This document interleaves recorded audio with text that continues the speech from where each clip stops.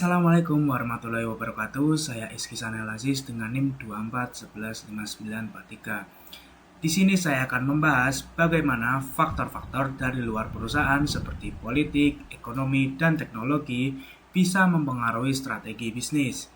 Kita akan gunakan pendekatan PESTEL untuk menganalisis hal itu secara lebih terstruktur. Nah, sebagai contoh, pada April 2025, pemerintah Amerika Serikat menaikkan tarif impor sebesar 32% terhadap produk dari Indonesia. Ini adalah respon terhadap kebijakan tarif dari Indonesia sebelumnya. Nah, keputusan ini bikin efek domino dari ekspor terganggu, hingga ancaman penurunan PDB Indonesia. Nah, di sini kita bisa lihat dari berita ini ada berbagai produk yang terdampak, mulai dari elektronik, tekstil, hingga sampai makanan laut. Ini menunjukkan bagaimana kebijakan satu negara bisa mempengaruhi strategi ekspor dan kestabilan ekonomi negara lain. Saya akan menjelaskan tentang analisis politik. Yang pertama itu ada dampak.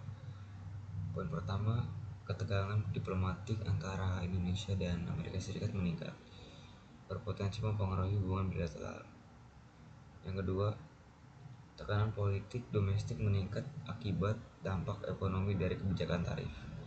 Selanjutnya ada langkah pemerintah. Yang pertama itu ada kerjasama dengan negara-negara lain yang juga terdampak untuk memperkuat posisi tawar Indonesia dalam negosiasi perdagangan.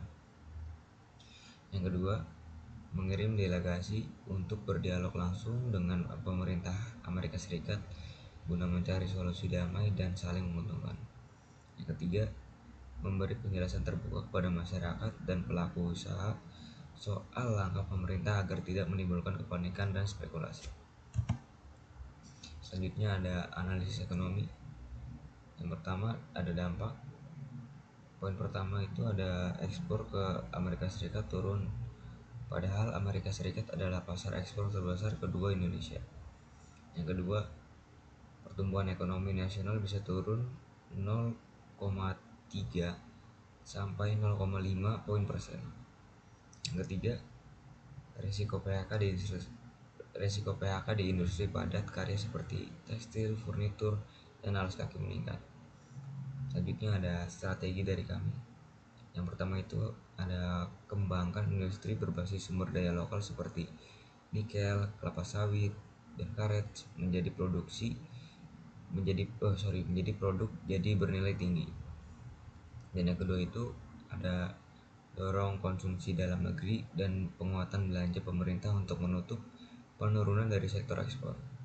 Dan yang ketiga, beri insentif pajak untuk investasi di sektor hilir. Dan yang terakhir, latih dan fasilitasi UMKM agar mampu ekspor melalui digitalisasi dan platform e-commerce global. Mungkin sekian dari saya. Saya di sini Septian Chandra Kusuma dengan NIM 24115927 akan menjelaskan di bagian sosial dalam kebijakan tarif yang ditetapkan oleh Amerika Serikat. Dari kebijakan tersebut, itu mempunyai dampak kesejahteraan. Rakyat terancam akibat meningkatnya pengangguran dan penurunan pendapat. Yang selanjutnya, ada ketimpangan sosial yang dapat meningkatkan jika tidak ada intervensi yang tepat.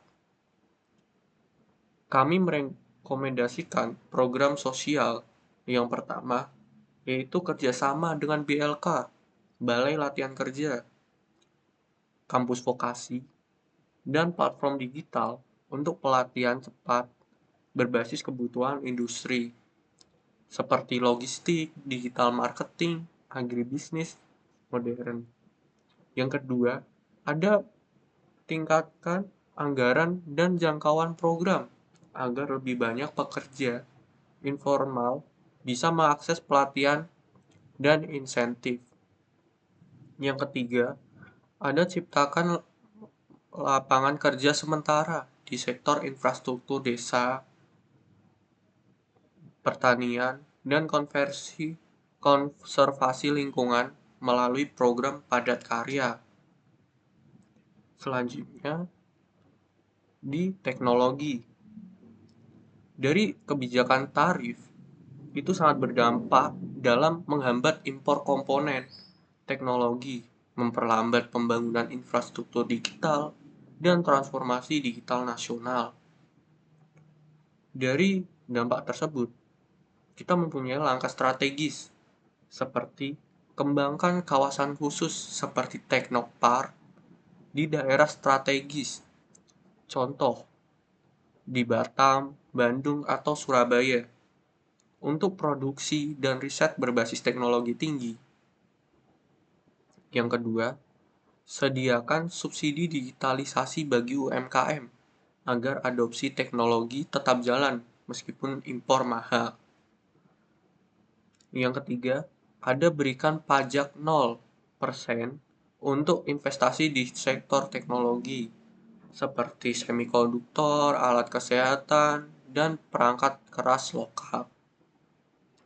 Yang keempat, ada tingkatkan pendanaan riset terapan melalui kolaborasi perguruan tinggi dan industri teknologi.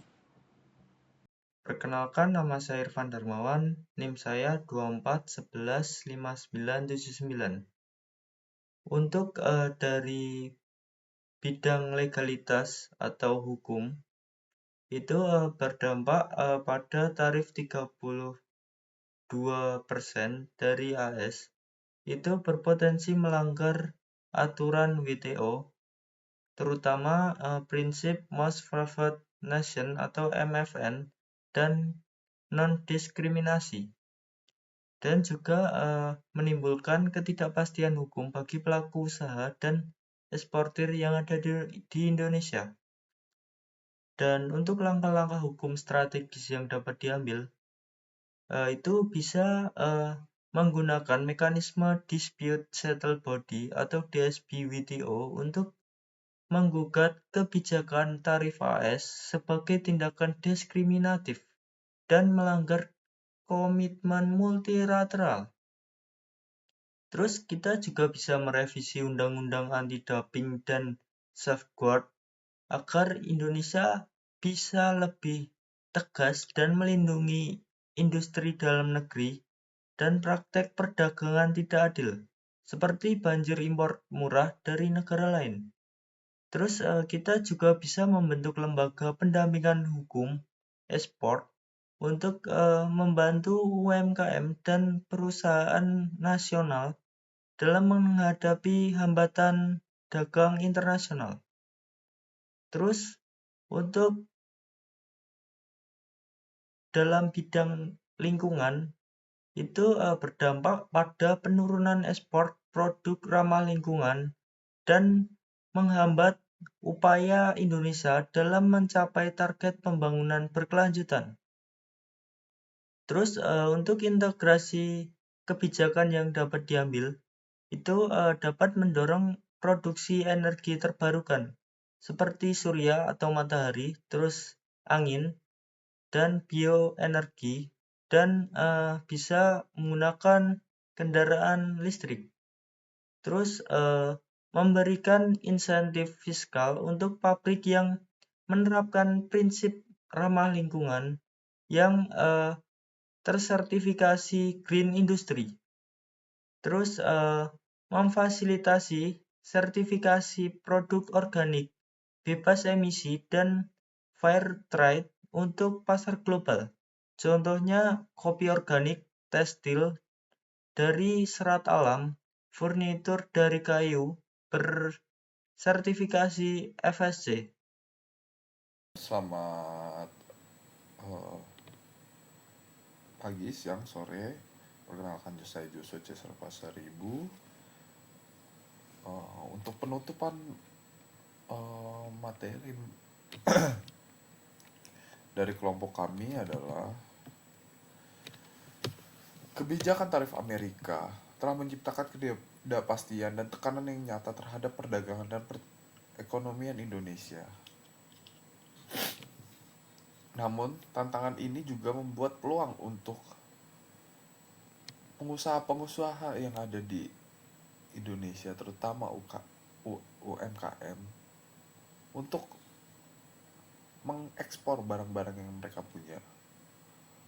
Selain itu, penguatan industri dalam negeri, seperti inovasi teknologi dan transisi menuju ekonomi hijau dan berkelanjutan. Adapun